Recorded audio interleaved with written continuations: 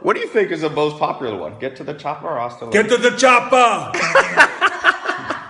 I am with the one and only Arnold Schwarzenegger, my dad and I's biggest idol growing up, and we're in the kitchen here. We've been having an amazing conversation, talking about stuff we can't share, but let's talk about Total Recall. I have it recommended in my top best books.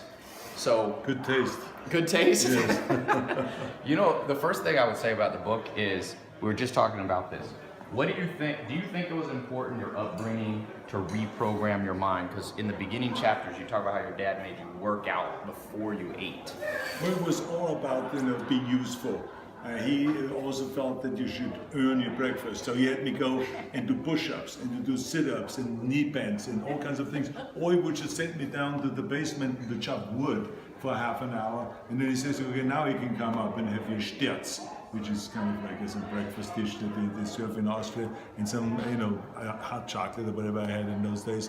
And then we'd go to school. So, I mean, you had to earn your breakfast. So I think all of this stays with you for the rest of your life. Because so many people procrastinate. You don't seem to have a problem procrastinating. No, I don't procrastinate because I see a very clear vision of certain things, a certain goal, and then I go after it, because you snooze, you lose.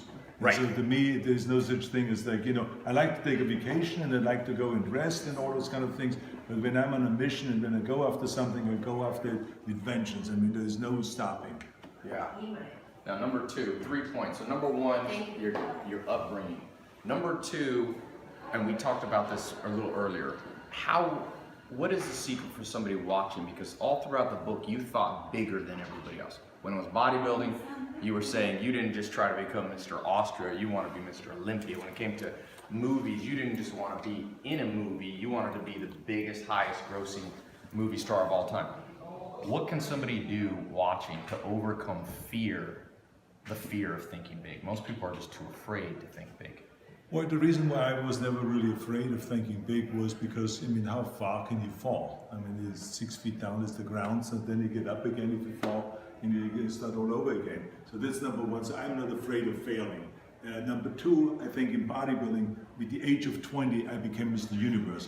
I accomplished my goals. I knew that through hard work and the various different rules that I applied to become the world champion, and having a very clear vision that I'm going to be that world champion, just like Reg Park, that was important to me. So when I did that, I realized that you can do this with anything. It takes just as much effort. It doesn't take any more effort. You just have to believe in yourself, and you have to believe 100% on your goal. And then it becomes such a pleasure to work towards that goal, no matter how big the struggle is, because you know that every struggle and every effort you put in takes you one step closer accomplishing that goal.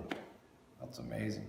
Now, number three, my biggest takeaway from the book was reps and sets, repetitions. So many people want to do big things, but they're not willing to put in that repetition, like, obviously lifting weights. But how do you apply repetitions to other things you did, like acting? You talk about things. What were some specific techniques? Well, let me just give you an example. In bodybuilding and in lifting and in sports, you learn about the reps. That the more often you do something, the better you get. So the same is also with a scene. If I study for a scene in a movie, then I do a rehearsal, not just 3 times.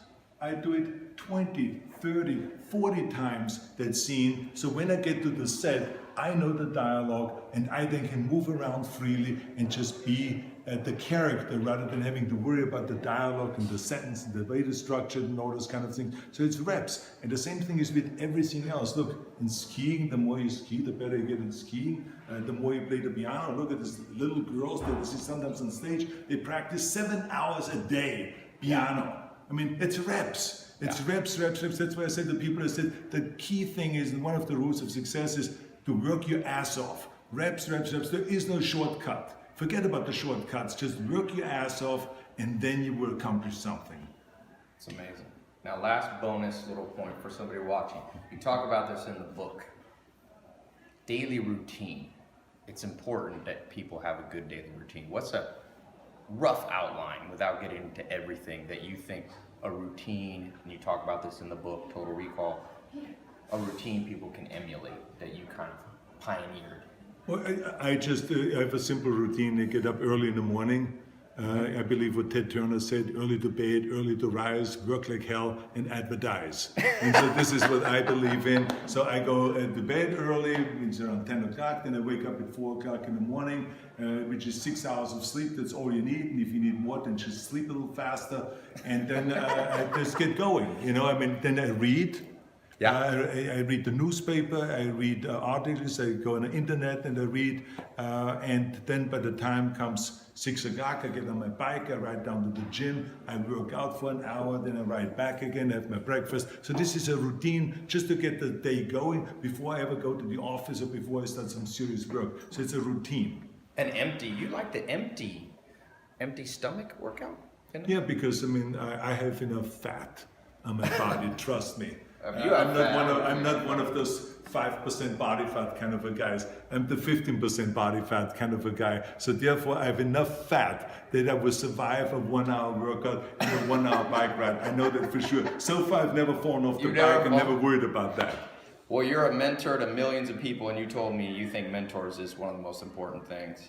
Well, mentors is extremely important, and we talked earlier about reading books. It is great to read about great people, about great presidents, about great athletes, about great business leaders and so on, because you can learn and you can emulate and you can shoot for the same kind of goals because you know it has been already done, so therefore why not do it the same thing again and then maybe go even beyond that. So I think that motivations and having idols, to me, having like someone like Nelson Mandela, that is a great idol of mine, about forgiveness and about bringing people together. Who is a better teacher than him? Yeah. Or the courage of Gorbachev, for instance, the guy that grew up under communism, yeah, and then dismantled communism when he was on the top, yeah, when he was president, because he realized it didn't work. How great is that? How much balls does it take to do something like that? So to me, I admire people like that. Or Ronald Reagan, who was a conservative, but he was able to work with Democrats and Republicans in order to get things done. He brought people together. I admire that. So those are the kind of idols that I have. Or yesterday we put to rest Muhammad Ali. So I was there at the funeral. He was an idol of mine because he was not only the greatest in the ring, but he was the greatest also with the greatest heart, who was always giving, because he believed that we're going to be judged not by how much we make, but by how much we give. So let's give something back. So that's a great lesson for the rest of the world. So those are idols of mine. Yeah, well, you're an idol. I have a TEDx talk. It's one of the top 15, and I named you as the top 5 mentors. So I appreciate this kitchen talk, and this was amazing. My dad was a pro bodybuilder. If he knew I was here, my dad would have a heart attack. But thank you so much. Absolutely. That was amazing. Now go out. I'm telling you this. People know me for having the biggest book club in the world. Top 10 books. Arnold Schwarzenegger wrote a book. It's called Total Recall. It's his autobiography from start to finish. I am not being paid to recommend this book. I am telling you, it is one of the great ones out there. So click the link. I'll put a link straight to Amazon. Please buy it. Hasta la vista, baby. You and I, we're going to the Rob Report. Yes. We're going to be judges in Napa. the car. They'll be driving Bugattis and Ferraris and Porsches and everything. I'm gonna drink wine. So your favorite book is? Favorite book of all time, Cervantes, obviously. Why? I would just have his book is his life, and his life is the most incredible. Release and comes up, flipped it through the air and travel up your sleeve and landed on your face. No, you can't jump. Yeah, you turn.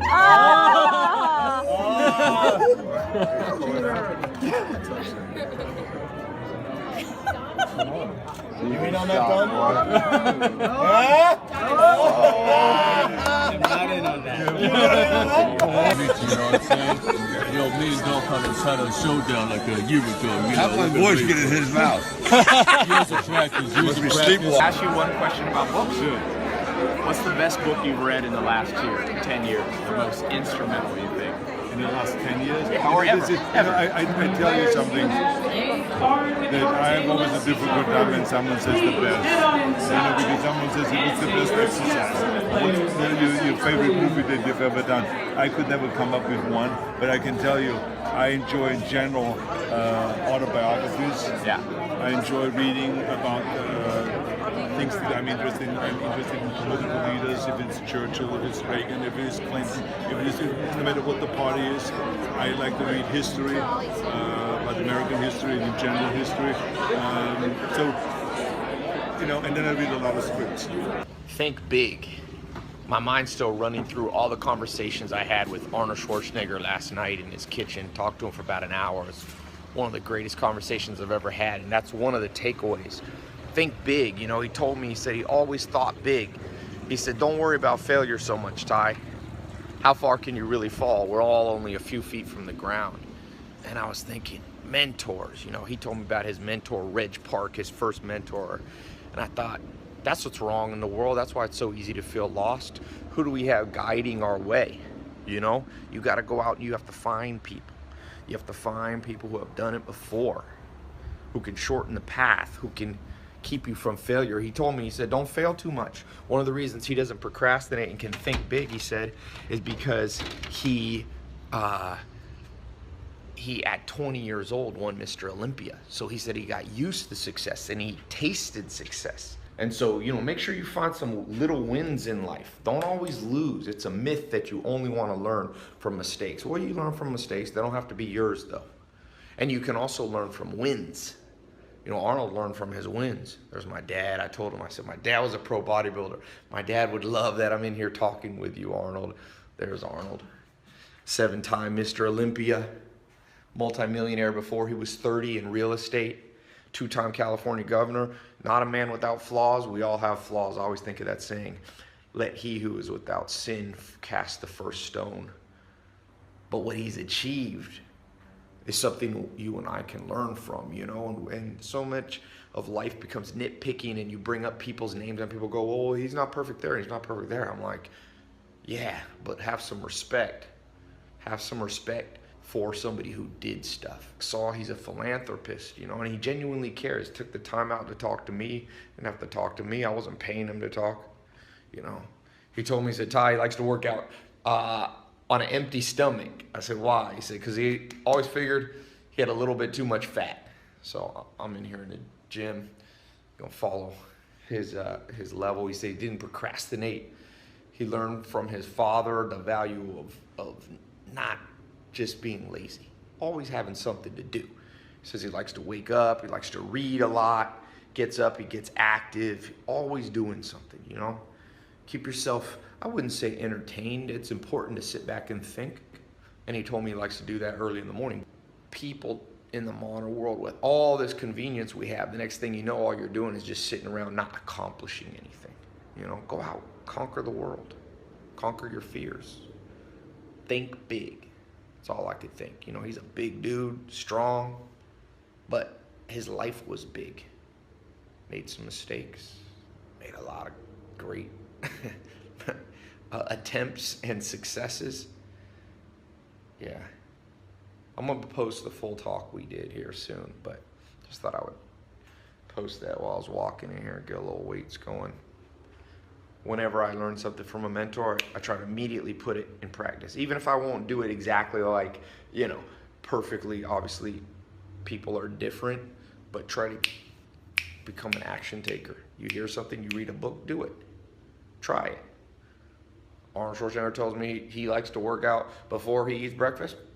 Hey, can't get a better piece of advice from a man who achieved, like I said, 7-time Mr. Olympia. So, who's your mentor? How big you thinking?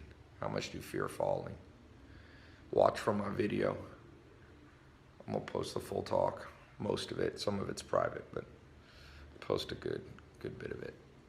All right. Oh, by the way, leave me a comment. Comment on something you've been putting off that you know you should do. Some area you're not thinking big that you know you can think big in now.